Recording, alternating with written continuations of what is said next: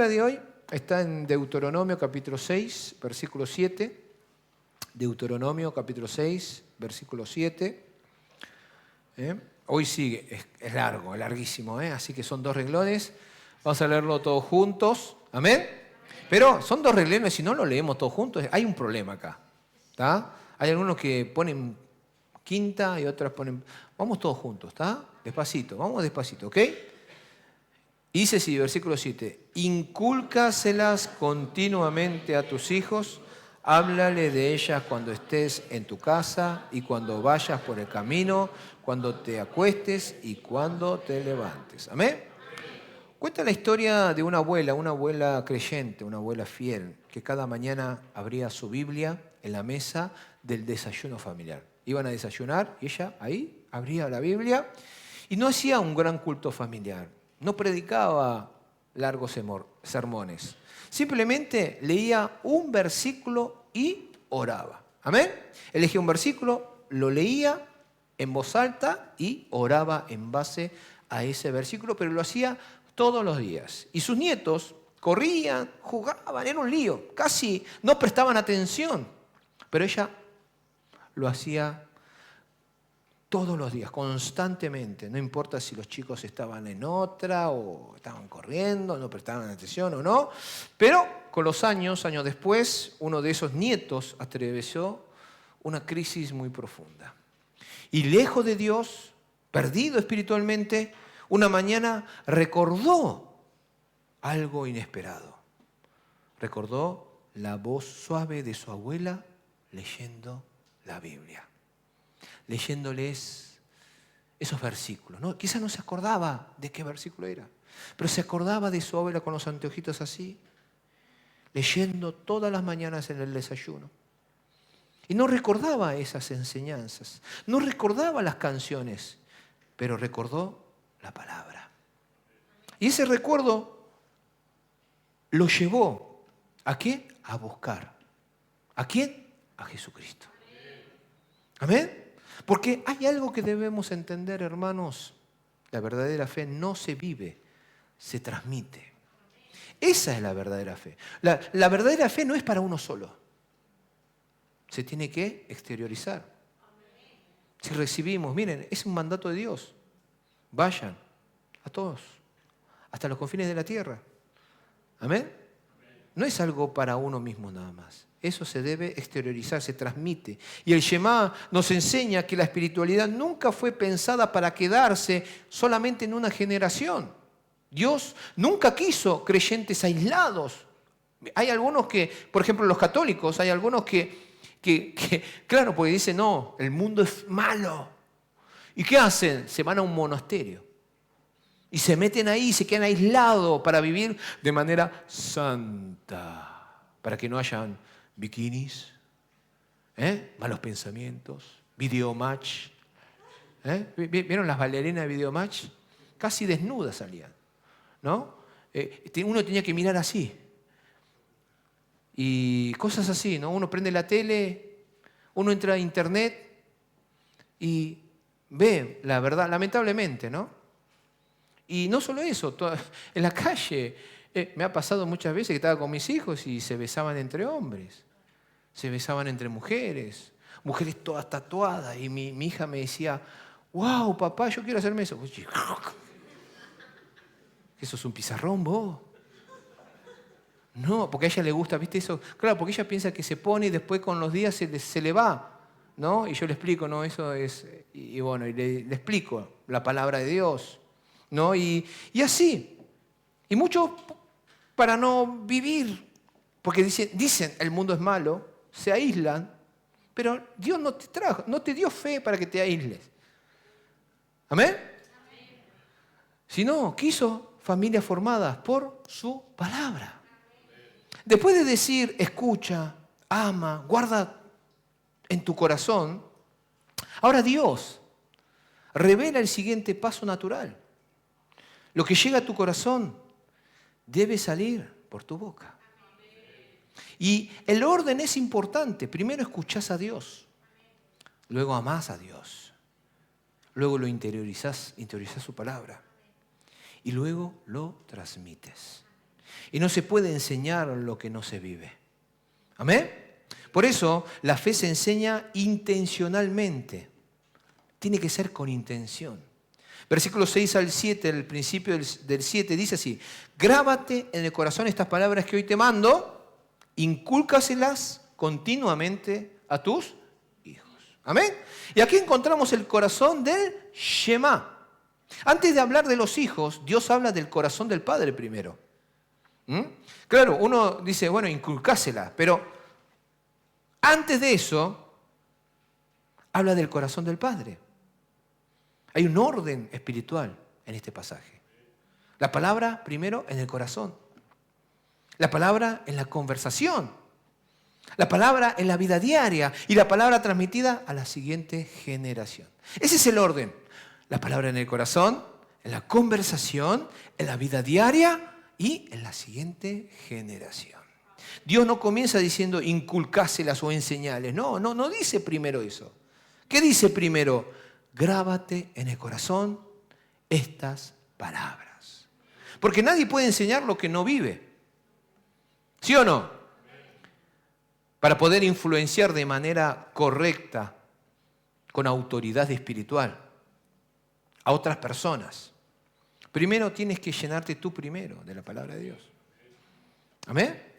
Yo estoy haciendo con los que hacen el discipulado, los que ya terminó el discipulado, todos los que terminó el discipulado están haciendo la lectura bíblica anual. No sé si lo están haciendo todos, confío que sí. Pero si yo no lo haría, la lectura anual, digamos que yo no lo hago, y yo le digo, háganlo. ¿Hay autoridad espiritual? No. Es más, no voy a convencer a nadie. ¿Amén? Pero como yo lo hago, y lo hago hace mucho tiempo, cuando lo transmito, se transmite eso. ¿Sí o no? ¿O me lo estoy inventando yo? No, me dice mi esposa, me dice, eso se transmite que vos lo hacés y tiene peso lo que vos decís. ¿Sí o no? Y es lo mismo. Si no lo haces, no puedes influenciar de manera espiritual correcto a otra persona. ¿Sí o no? ¿Amén? Por eso el significado de inculcáselas, la palabra hebrea shanán, significa afilar una espada. Pero antes de inculcárselo a alguien, ¿qué hay que hacer? Afilar la espada. Vivirla. Grabarla. Experimentarla. Conocerla. Si yo no conocía a Cristo de manera personal, ¿a quién voy a transmitir el Evangelio? No, pasa que me enseñaron, pero yo no tengo un encuentro con el Señor. No sirve de nada, hermanos. ¿Amén? Uno tiene que afilar una espada para poder, y eso es lo que significa, y saber grabar profundamente, marcar permanentemente. Y la imagen es impactante porque no es una enseñanza superficial.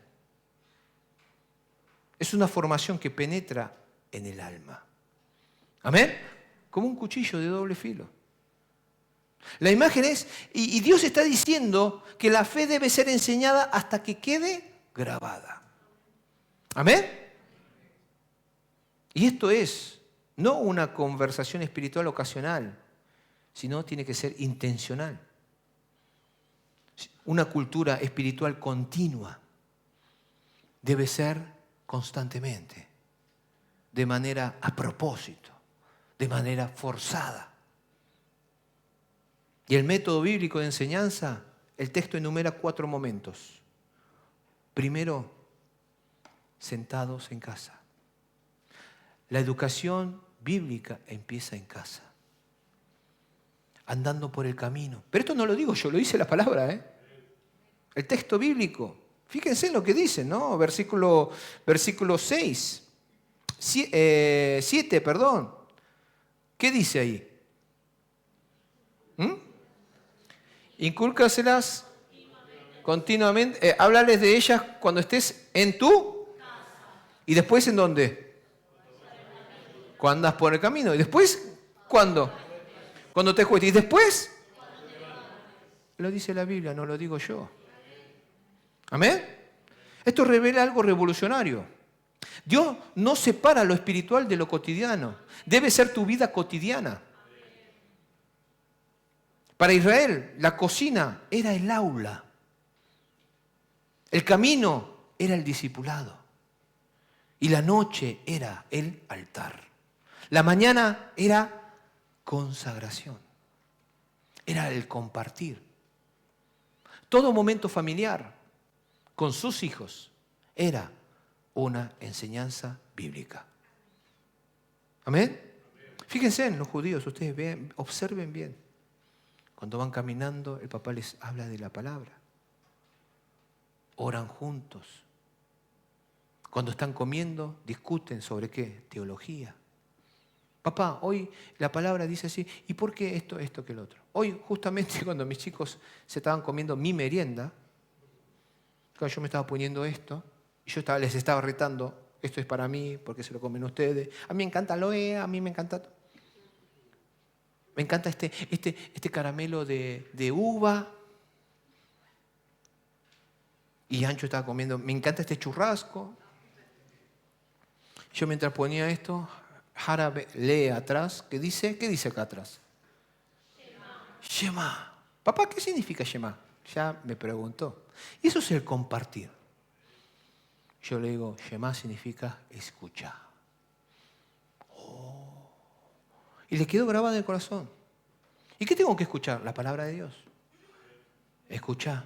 Por eso es Shema. Escucha, ama y obedece. Y eso le quedó grabado a mi hija hoy. Recién se lo enseñé. Y a Yancho me dice, ¿y papá, qué significa Yancho? Mensajero de Dios. Yan significa mensajero de Dios. Oh, así que vos sos mi misionerito. Y me miraba con cara de... Pero todas esas cosas, tiene que haber charla en base a la palabra de Dios. La fe no era un programa, era una atmósfera. El ambiente es así. ¿Amén? Y el ambiente de tu casa debe ser así. ¿Amén? La fe no se hereda automáticamente. Israel había visto muchos milagros. Miren, el Mar Rojo abierto, maná del cielo, la presencia de Dios visible. Y aún así, Dios manda, ¿qué cosa? Enseñarles, inculcarles, transmitirles. ¿Por qué? Porque los milagros impresionan, pero la enseñanza forma.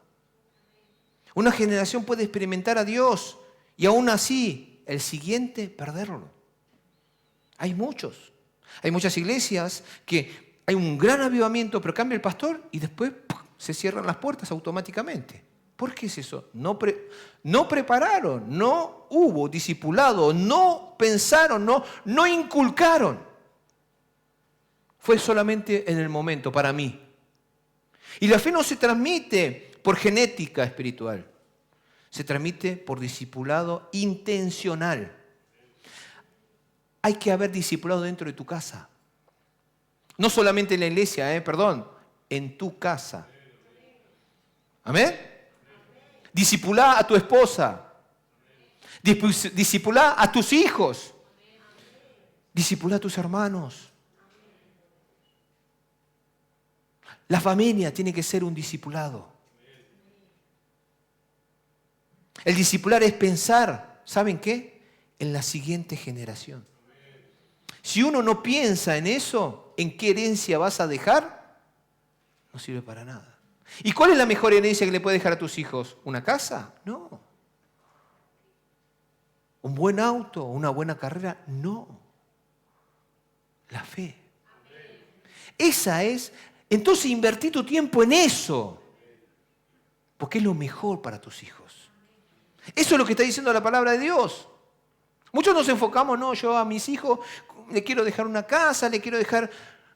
Queridos hermanos, eso no es la mejor herencia que le puede dejar. ¿Es una buena herencia? Sí, pero la mejor herencia que le puede dejar es la herencia de fe. Y para eso, si tú piensas en eso, debes discipular. Debes enseñar intencionalmente. ¿Amén? Si no discipulás, es porque no te interesan las generaciones venideras. Y es una fe egoísta y puramente carnal. Es solamente emocional del momento, pero tenés que pensar en el futuro. Tenés que tener visión de futuro. Lo mismo pasa en la iglesia, ¿eh? Una iglesia que no discipula. Hay muchas iglesias que no discipulan. No existe ni la palabra discipulado. Y eso es una iglesia que no piensa en el futuro, no piensa en la siguiente generación. Mientras yo esté, todo bien. Pero el problema es, ¿y después? Por eso es muy importante la escuela bíblica. Es muy importante hacer discipulado todos los días. Porque eso es preocuparse por la siguiente generación. ¿Amén? Si uno no tiene discípulos, no hace discípulos, es una fe egoísta. He escuchado gente que han dicho, ¿vos por qué no haces discípulos? No, porque el ministerio se termina conmigo. Punto. Es muy egoísta. Tenés que hacer discípulos. ¿Amén? No es una fe genuina ni bíblica eso, hermanos. La fe bíblica se preocupa por la siguiente generación. ¿Amén? Y el hogar es el primer púlpito. ¿Dónde? El hogar. Antes del templo existía la familia. Antes del sacerdote estuvo el padre.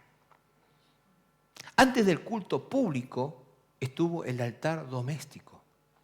Miren la familia de Abraham. Ellos no tenían iglesia, ellos no tenían templo. ¿Dónde empezó todo? En la familia.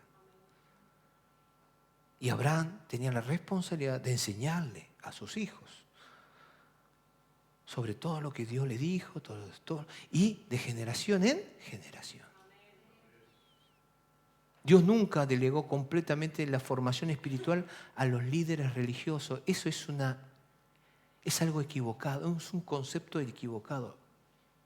La responsabilidad de tus hijos, de la fe de tus hijos, no es del pastor ni del equipo pastoral, es tuyo. Amén. La iglesia, ¿qué hace? Refuerza, capacita para que ustedes sean buenos maestros de la palabra de Dios en sus casas. El hogar forma, pero la iglesia refuerza. Amén. Muchos piensan que la fe de sus hijos es responsabilidad de los pastores y de los líderes. ¿Y qué hacen? Lo dejan ahí y yo me voy a rendir culto.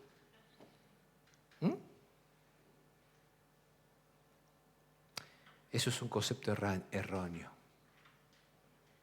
La responsabilidad de la fe de sus hijos es primero de los padres. Los padres son los que deben dejar una buena herencia de fe a sus hijos. Yo he sido copastor en la escuela dominical muchos años. Y he tenido muchos alumnos, 100 alumnos he tenido en cada año. O sea, imagínense en todo. Ahora están todos grandes. Ahí te ves, viste que ya estás envejeciendo. Pero bueno, es más, son maestros de mis hijos. Y lo que yo he notado es que yo a todos les predicaba de la misma manera, con la misma intensidad, con el mismo amor a todos. Pero hay algunos que iban por el buen camino y hay otros que no iban por el buen camino. ¿Cuál es la diferencia? Sus padres. Me ha pasado mucho. Padres que son columnas en la iglesia. Sus hijos son un desastre, espiritualmente hablando, ¿no? Y vienen y me dicen, copastor, no entiendo por qué.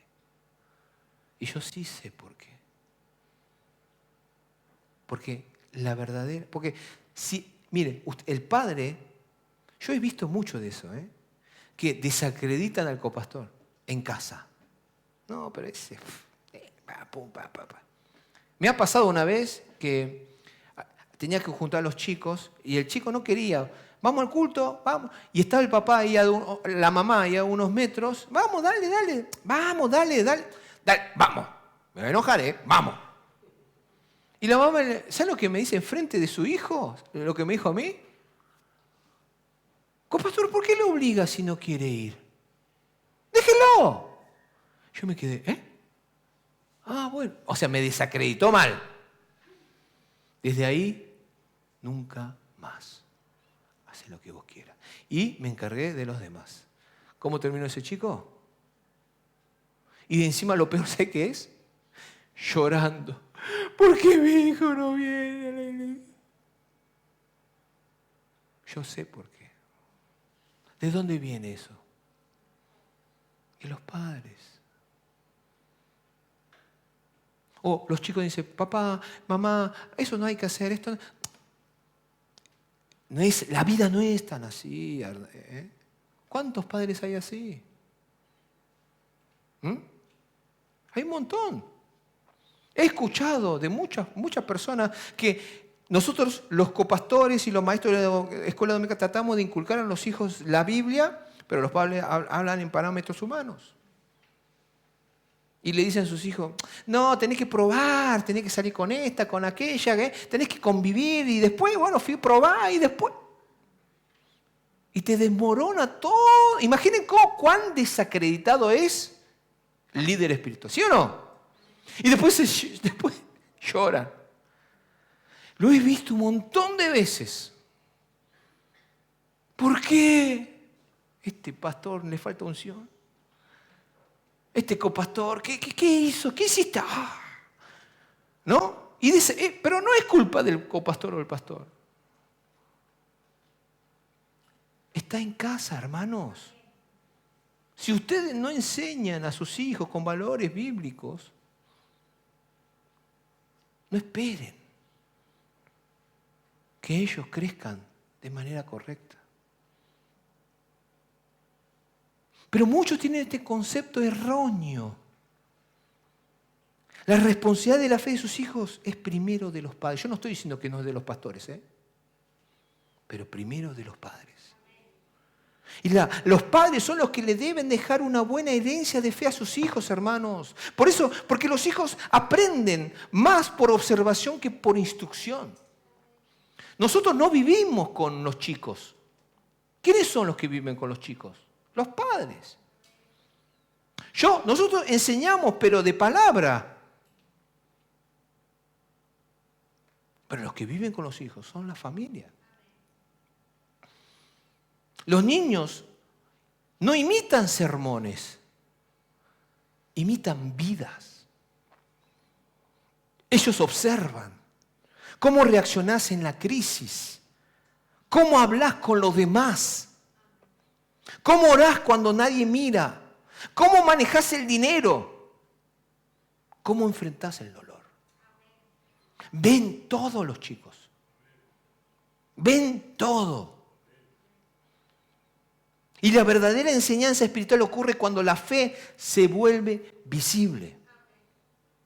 Un ejemplo claro es Timoteo.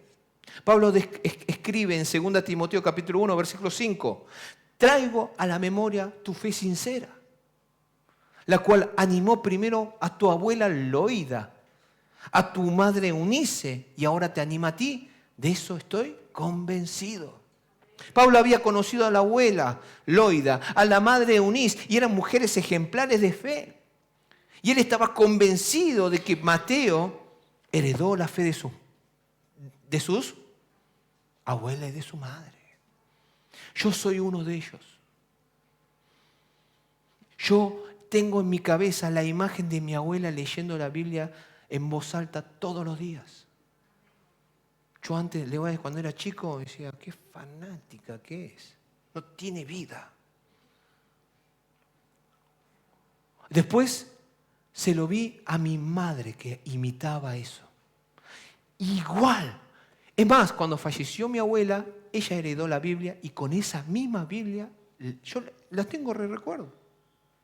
Y hay un banquito que hizo un anciano de la iglesia. ¿El anciano quién? ¿Quién será? Mi suegro era carpintero. Esto lo hizo mi suegro. No es casualidad. En ese momento no sabía que su yerno iba a predicar acá. Pero después de fallecido, qué casualidad, ¿no? Y yo con mi esposa nada que ver, ¿eh? Y mi madre leía sobre ese banquito, porque ese banquito era el banquito que usaba mi abuela para leer la Biblia, y se lo había hecho porque se llevaba muy bien con mi abuelo. Mira qué cosa, ¿no? Lo que es la vida. Y le dijo, sí, lee la Biblia, no le pones un banquito. Y le hizo un banquito. Vieron que los conejos se sientan en el piso, y ahí hacen el banquito, ponen la Biblia, y ese banquito. Y yo tengo esa imagen. Y cuando yo no iba a la iglesia todos los días, mi madre, antes de salir, claro, imagínense, yo salía a las 11 de la noche. ¿A dónde voy a ir un sábado a las 11 de la noche? A una vigilia no voy a ir. ¿Sí o no?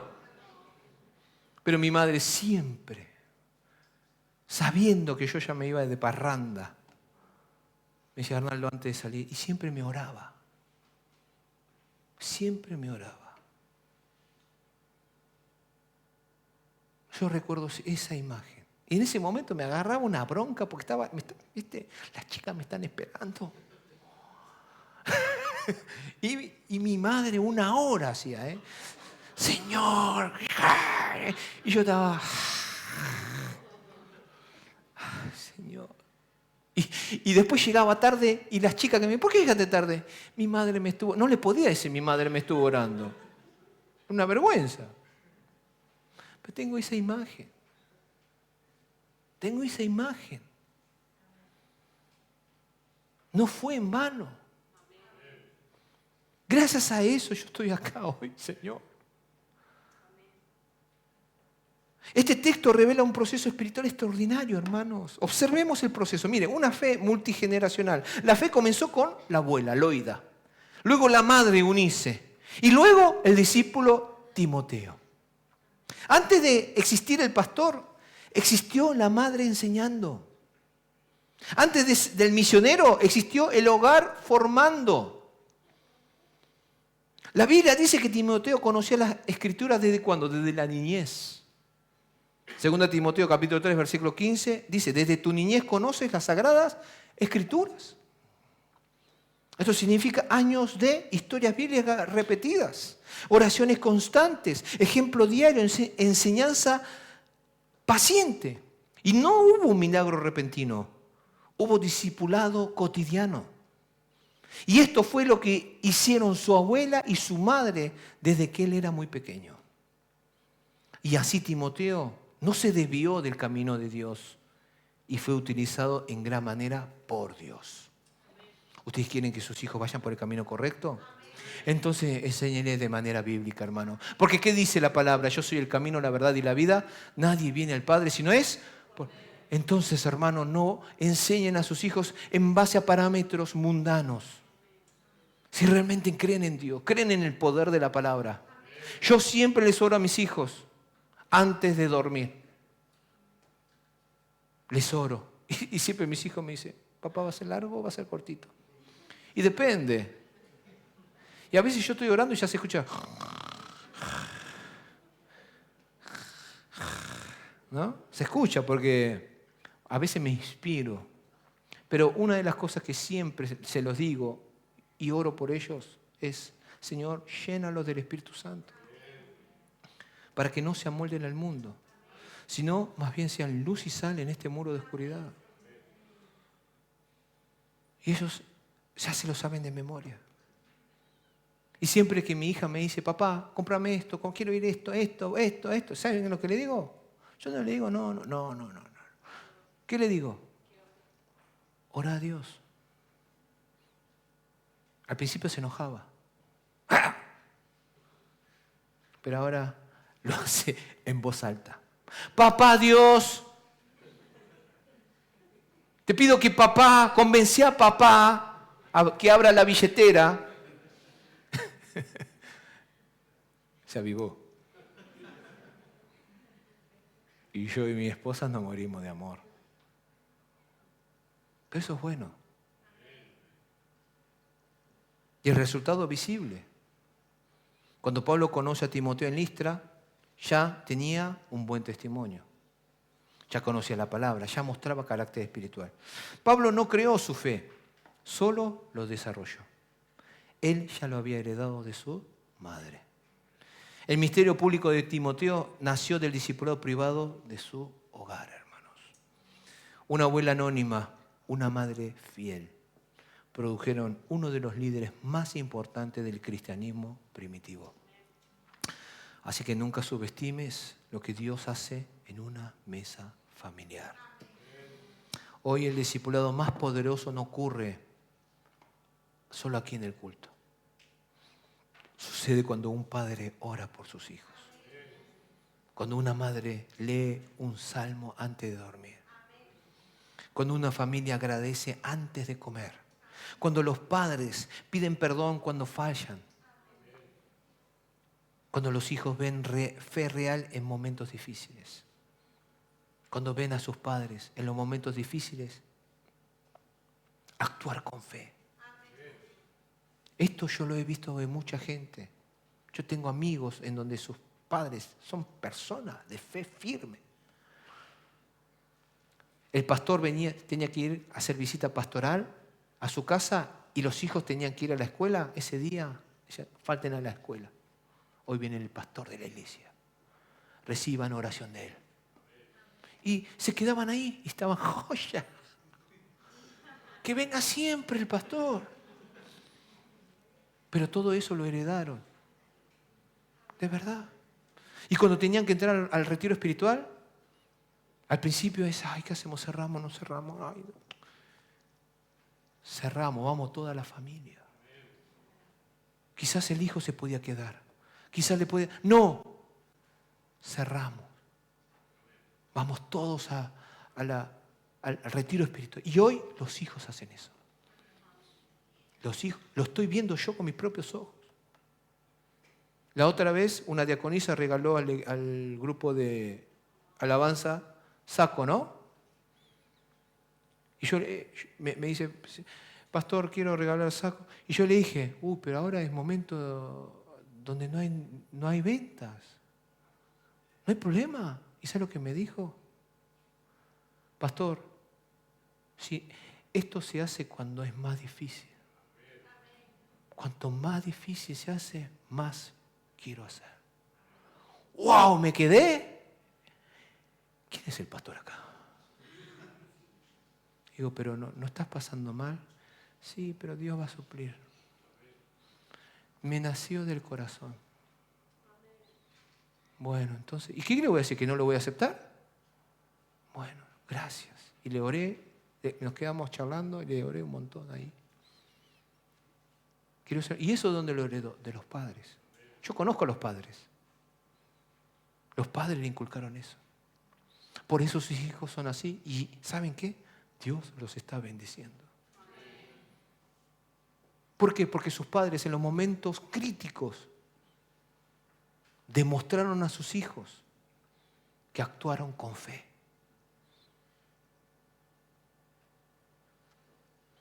Pequeños actos repetidos crean grandes raíces espirituales, hermanos. Amén. Hoy Dios no hace una pregunta incómoda. ¿Estamos criando hijos religiosos o discípulos? Porque la iglesia puede enseñar doctrina, pero solo el hogar puede moldear la vida. Quizás no fuiste criado así, pero hoy puedes comenzar una nueva generación espiritual. No perfecto, pero intencional. No espectacular, pero constante. Y la fe no se enseña. La fe que no se enseña desaparece. Cuando la palabra se enseña intencionalmente, ya no es solamente información. Empieza a llenar la atmósfera del lugar, moldear conversaciones y dirigir decisiones. Y entonces descubrimos el segundo punto del Shema. La fe no solo se enseña, se vive visiblemente. Por eso la palabra debe estar presente en toda la vida. El texto continúa diciendo, háblales de ellas cuando estés en tu casa, cuando vayas por el camino, cuando te acuestes y cuando te levantes. Aleluya. Díganle al lado, casa, camino. Ahora el otro, para que no se ponga celoso, cuando te acuestes y cuando te levantes. Aleluya. Dios describe 4 momentos cotidianos, en casa, en el camino, al acostarse y al levantarse. Y esto no es una lista casual, es una estructura hebrea de totalidad. Significa todo el día, toda la vida y en todo momento. Dios está eliminando una idea peligrosa. No existe una vida espiritual separada de la vida diaria. No se puede separar. Lo que tú, como estás espiritualmente, lo vas a vivir. Si estás mal espiritualmente, lo vas a vivir de manera mala. Y es así, no se puede separar. Para Israel, Dios no habitaba solamente en el templo. Muchos piensan que Dios solamente habita en el templo. No. Dios debía habitar en la mesa, en las conversaciones, en las decisiones, en los descansos, en el trabajo y en los comienzos del día. Los teólogos llaman a esto vivir coram Deo. ¿Qué significa? En la presencia de Dios. Vivir constantemente delante de Dios. ¿Amén? Yo he conocido familias que no solamente fueron ejemplos de fe en sus hijos, sino también en sus empleados. Uno de ellos, ¿saben quién es? El anciano Miguel. Muchas cosas que él siempre dice, todo esto lo he aprendido de esas personas. Nunca dijo del pastor, ¿eh? Eso me pone un poco raro. Me pone un poco triste, pero bueno, de alguno lo aprendió, ¿no? Pero lo aprendió de los jefes que tenía. Muchas de las cosas que se le inculcaron sin que se den cuenta. Y yo le dije una vez, anciano, vaya y agradézcale de todo corazón. Porque Dios usó a esas personas. Quizás tendrán errores, pero Dios usó eso. Y usted heredó eso. Amén. Queridos hermanos, eso es algo hermoso. Y hoy muchos creyentes pueden hacer eso. No solamente en sus familias, sino también con las personas con las que ustedes trabajan, con los vecinos. Hoy muchos creyentes viven en una división invisible. Domingo Dios, semana vida mundana. Pero el Shema destruye esa separación. Dios no quiere visitas ocasionales. Dios quiere presencia permanente. La fe bíblica no es un evento semanal como muchos lo perciben. Es una atmósfera espiritual continua. La espiritualidad bíblica es relacional, no ritual. Noten algo importante. Dios no dice, haz ceremonia constante. Dice, háblales. La fe se transmite mediante conversación. ¿De qué se conversa tanto en casa? A ver, hagan un análisis. Quiero que hoy ustedes piensen, a ver, en mi casa, ¿de qué hablamos? ¿De trabajo?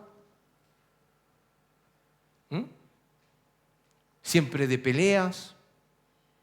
¿O de la palabra de Dios? Pero no para reprocharse, para verse a sí mismos. Y poder vivir de manera correcta. Para eso digo que se hagan esa pregunta y se miren a sí mismos. No para que se condenen. Sí, vos siempre estás estresado, venís con ese tres casas y... No, sino para que... Uy, sí, es verdad, en mi casa no se habla mucho de Dios. Creo que tenemos que cambiar. Vamos a hablar de otra manera. Uy, sí, es verdad, los chicos están escuchando y nosotros estamos a las malas palabras y... No, sí, tengamos más cuidado. Encima somos diáconos, ellos saben que somos diáconos. Uy, acá hay muchos padres que están muy incómodos. Terminamos. Esto implica preguntas espirituales, testimonios diarios, reconocer a Dios en lo ordinario. La espiritualidad verdadera no vive solo en el púlpito, vive en frases como, demos gracias a Dios. ¿Le dicen eso a sus hijos? Sean agradecidos, hijos. Yo a mis hijos todo el tiempo les digo, sean agradecidos, hijos. ¿Saben cuántos chicos hay que no tienen padres? Y si tienen, anda a saber. Que van a la iglesia, que no van a la iglesia, sean agradecidos. Demos gracias siempre. Eso se inculca, lo inculcan ustedes. Si ustedes le enseñan eso a sus hijos, van a vivir una vida con pocas quejas. Una vida agradecida es sinónimo de pocas quejas. Y van a ser positivos. Y eso se lo inculcan ustedes. Y también oremos por esto. Díganle a los chicos, como yo le digo a mi hija. Mi hija todo el tiempo parece que soy Bill Gates, no sé. Cómprame esto. Oremos por esto. Oremos por esto. ¿Qué querés? ¿Una muñeca? Oremos por esto. Señor, que se dé cuenta que yo soy pastor y no tengo un peso. Pero tú suples todas las necesidades. Y ahora vamos a hacer. ¿Qué crees que Dios quiere enseñarnos aquí? Eso. Díganle eso. Vienen mis hijos llorando. Papá, me da bronca, es injusto. ¿Qué crees que Dios quiere enseñarnos aquí? Y que piensen de esa manera. La fe se vuelve natural cuando Dios entra en el lenguaje cotidiano. Amén. Pongan a Cristo en medio de la familia. En todas las charlas. Dios debe gobernar los ritmos diarios. Los 4 momentos representan los ritmos humanos. Casa, relaciones.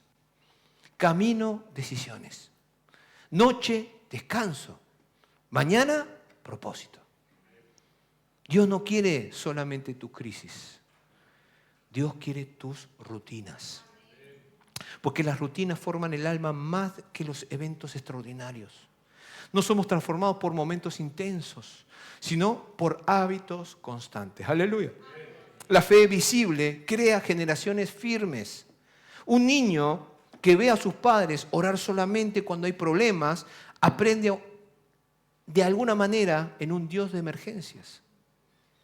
¿Sí o no? Pero un niño que ve gratitud diaria, dependencia constante, conversaciones espirituales normales, aprende que Dios es parte real de la vida cotidiana. La presencia diaria de Dios crea seguridad espiritual. En Hechos de los Apóstoles, capítulo 2, versículo 46 a 47, encontramos el cumplimiento práctico del Shema dentro de la iglesia. Dice así, Hechos, capítulo 2, versículo 46 al 47. No dejaban de reunirse unánimes en el templo ni un solo día. De casa en casa partían el pan y compartían la comida con alegría y generosidad, alabando a Dios y disfrutando de la estimación general del pueblo. Y cada día el Señor añadía al grupo los que iban siendo salvos. El texto dice que los creyentes perseveraban cada día. Se reunían en el templo, partían el pan en las casas, comían juntos con alegría y alababan a Dios continuamente. El crecimiento explosivo de la iglesia no ocurrió por grandes edificios. Ocurrió porque la fe invadió la vida cotidiana.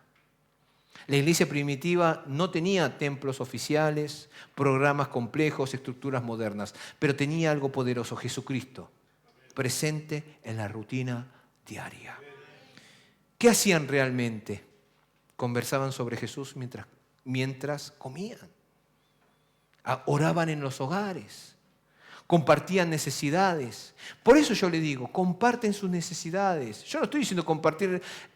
Si uno está enfermo, pastor, estoy enfermo, ore por mí. Eso es.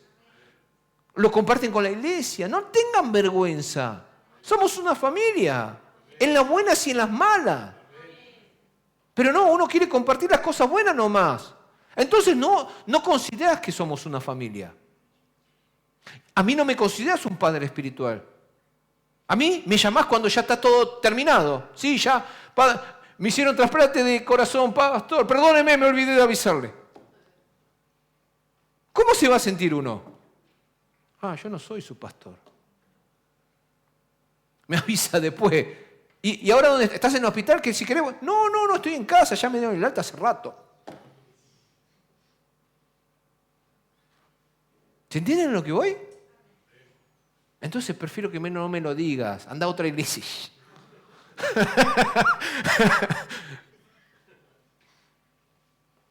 No, eso no se lo digo.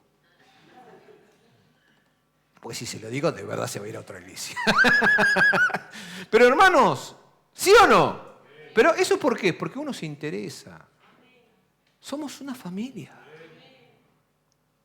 Yo siempre le digo, ¿por qué no compartís? No, es que me da vergüenza, pastor. Entonces no nos considera familia. ¿Amén? Es muy importante compartir las necesidades. Y si uno realmente necesita compartirlo. Mira, estoy pasando un momento difícil, pastor. Iglesia, estoy pasando un momento difícil. Oren por mí. Y quizás a alguno le nace de corazón. Ay, vamos a ayudarlo. No en lo económico quizás, en otros aspectos. Haciendo visitas. Animándolos. Compartiendo la palabra. ¿Y qué hacían? Testificaban naturalmente. La fe dejó de ser un evento religioso. A mí lo que me gustó mucho de la iglesia allá en Río de Janeiro fue eso. Realmente tenían el corazón abierto. Vengan a mi casa, iban. ¿De verdad?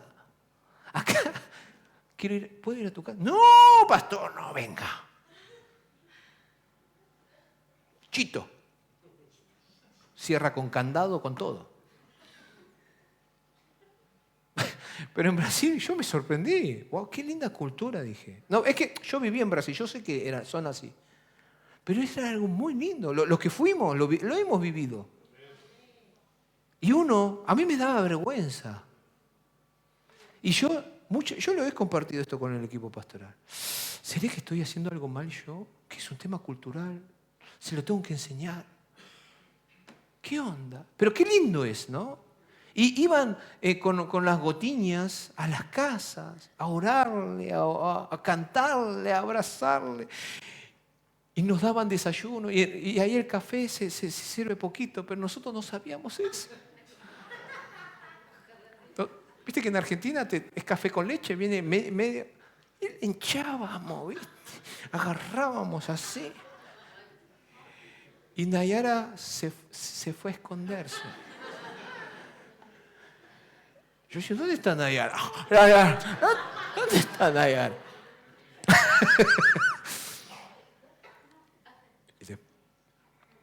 Yo la reentiendo a Nayara. Pero en ese momento no nos dábamos cuenta, claro. No estábamos tan acostumbrados. Después nos dimos cuenta y ya teníamos que volver.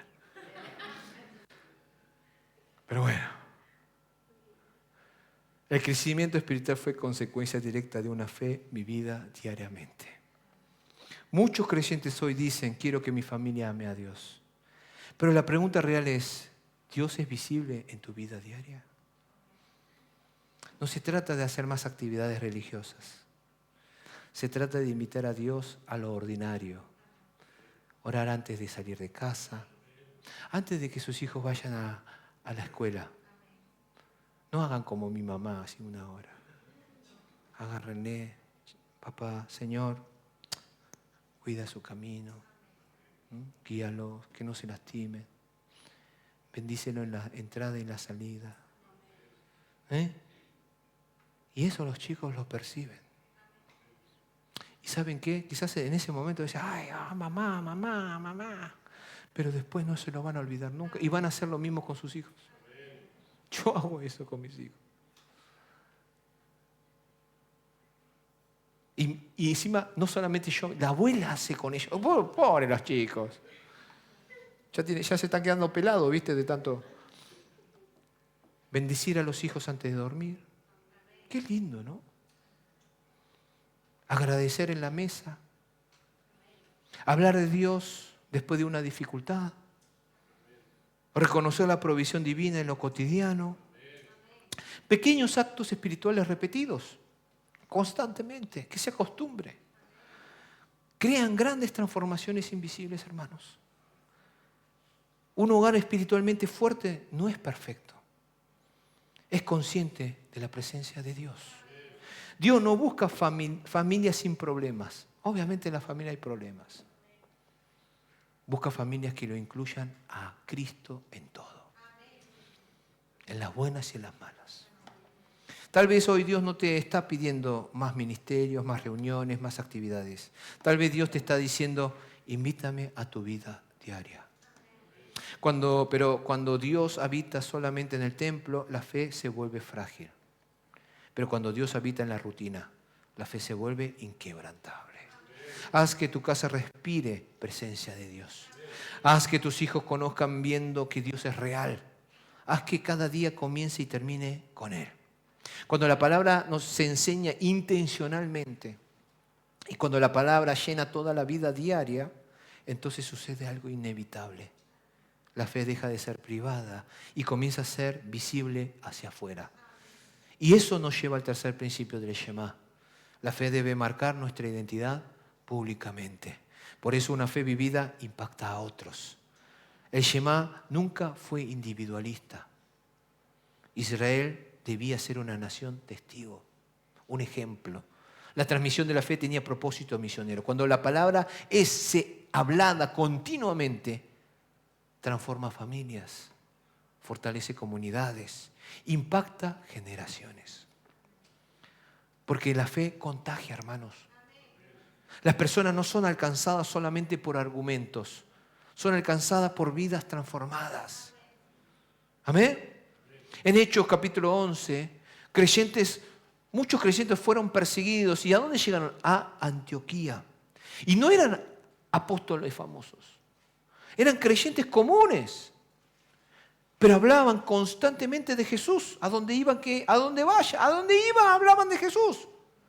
Y ocurrió algo histórico. Por primera vez fueron llamados cristianos. ¿Por qué? Porque Jesucristo era visible en su vida cotidiana. Tu fe puede impactar a los compañeros de tu trabajo, a los vecinos, a los familiares, incluso a tus amigos. Muchas personas nunca leerán la Biblia, pero leerán tu vida. Dios no te llamó solamente a creer en privado, te llamó a vivir una fe visible. Tal vez alguien llegará a Cristo, no por un sermón, sino por tu testimonio constante. Aleluya. Y voy a terminar con una historia. Hace algunos años un misionero visitó una pequeña aldea africana donde casi nadie sabía leer. Nadie, no había templo tampoco. No había bancos, no había púlpito, no había himnarios. Solo había un árbol grande que daba sombra, donde los creyentes se reunían cada semana. Se reunían en ese árbol. Y el misionero llevó Biblias para repartir a todos. Pensó que sería el mejor regalo que podían recibir. Pero algo le llamó la atención. Antes de entregar las Biblias, una anciana se acercó tímidamente, lentamente. Sus manos estaban marcadas por tantos años de trabajo y pobreza. Sus ojos brillaban con una fe profunda. Y ella le preguntó, misionero, ¿me puede regalar una Biblia? Aunque no sepa leer. Y el misionero se sorprendió. Le respondió, claro, pero ¿qué va a hacer con ella si no sabe leer? La mujer sonrió y dijo algo que nunca olvidó. Cada semana mi nieto me lee un pasaje bíblico. Y yo se lo hago repetir y me lo memorizo. Luego voy por las casas repartiéndolo para que otros también escuchen. Y meses después, el misionero regresó y descubrió algo increíble. Esa mujer había caminado kilómetros cada día repitiendo la palabra de Dios. No sabía leer. No tenía estudios, pero había aprendido el Shema sin saberlo. Escuchó la palabra, lo amó con el corazón y lo obedeció compartiéndolo. gracias a ella, varias familias comenzaron a reunirse bajo el mismo árbol. Una iglesia nació, no por un programa, no por un edificio, sino porque alguien decidió guardar la palabra en su corazón y hablar de ella constantemente. Y este misionero escribió después.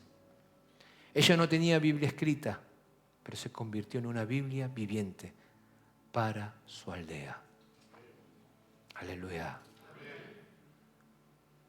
Yo tengo una prima que no, era dominguera, iba a la iglesia así nomás, pero tenía una hija que mandaba a la escuela dominical y la copastora era mi esposa de jardín. Ella estaba en sala de 5.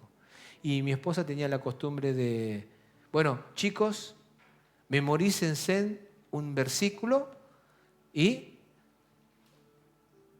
si vienen y lo dicen, le vamos a dar un premio. Le daba una corona y todos los chicos que se morían por la corona. Es más, si no le daba corona se enojaban, dicen que se enojaban. Y mi prima quería esa corona. Y dijo, mamá, y claro, como no sabe leer, ¿quién se lo tenía que leer? Su mamá. Jehová mi pastor. Era Salmo 23. Nada me faltará. En delicados pastos me hará descansar. Y aunque vayas por valles tenebrosos, no temeré alguno porque tú estás conmigo. Y así se lo repetía, hasta que la madre se lo memorizó. Pero ella justo estaba embarazada. Estaba por parir a su segundo hijo. Estaba a punto de salir y justo esa semana le vino convulsiones. Y dice que le agarró pánico. ¿Yo qué dije? ¿Convulsiones?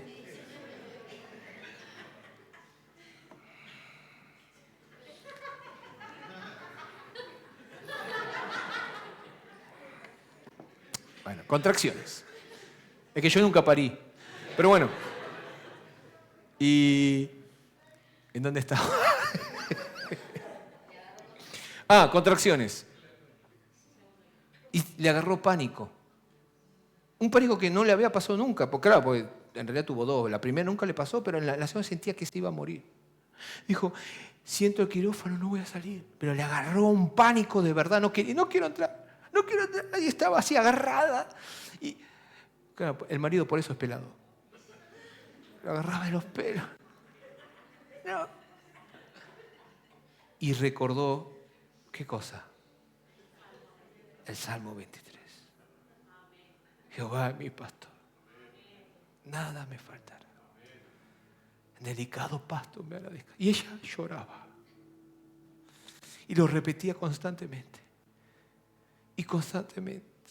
Y el marido lo agarró. Jehová es mi pastor. Aunque vaya por valles tenebrosos, no temeré alguno. Y lloraba. Y así entró el quirófano. Y yo fui a visitarla el otro día cuando quería conocer a mi sobrino, recién nacido. Y cuando fui, ella me contó su testimonio. ¿Y saben lo que me dijo? Esa palabra me dio la fuerza para poder parir al segundo hijo. Queridos hermanos, así de importante es la influencia de la palabra dentro de la familia. Eso es el Shema. No es solamente un versículo antiguo, es una vida donde Dios está en el corazón. Dios está en las palabras. Dios está en las decisiones. Dios está visible por otros. Tal vez hoy Dios no te está preguntando cuánto sabes, sino dónde está su palabra en tu vida. ¿Estás solo en tus oídos? ¿O ya descendió a tu corazón? ¿Estás solo en tu corazón? ¿O ya se refleja de manera visible en tu caminar diario? El mundo no necesita más cristianos que solamente escuchan. Necesita creyentes que viven el Shema. Escuchar a Dios, amar a Dios, obedecer a Dios todos los días. Aleluya. Oremos. Padre nuestro, Padre bueno y eterno, Hoy venimos delante de ti después de escuchar tu palabra. Señor, hemos oído el llamado del Shema, escuchar, amar y obedecer. Perdónanos cuando hemos escuchado tu voz, pero no lo hemos obedecido. Perdónanos cuando nuestro corazón se ha destruido, distraído con tantas cosas y hemos dejado de amarte con todo nuestro ser. Hoy queremos decirte, Señor, enséñanos a escuchar con atención. Haz sensible nuestro corazón a tu voz. Quizá todo ruido espiritual que nos impide reconocerte. Ayúdanos a amarte verdaderamente, no solo con palabras, sino con nuestras decisiones, con nuestras prioridades y con nuestra vida diaria. Que tu palabra descienda desde nuestros oídos hasta lo más profundo del corazón. Que transforme nuestros pensamientos, nuestras familias, nuestros hogares y nuestras acciones. Señor, que al salir de este lugar podamos vivir una fe visible, una fe que impacte a nuestros hijos, a nuestras familias, a nuestros trabajos y a todos los que nos rodean. Haz de nosotros hombres y mujeres que vivan cada día conscientes de tu presencia. Que nuestras casas sean lugares donde tu nombre sea honrado, que nuestras vidas reflejen a Cristo aún sin hablar. Y si alguno hoy se siente que se ha alejado, que este sea el momento de volver a ti. Renueva nuestro corazón, renueva nuestra pasión, restaura nuestra obediencia y enciende nuevamente el amor por tu palabra. Señor, queremos vivir para ti, queremos caminar contigo y queremos obedecerte. Escribe nuestras vidas como una ofrenda viva delante de tu presencia. En el nombre de Jesús te oramos. Amén.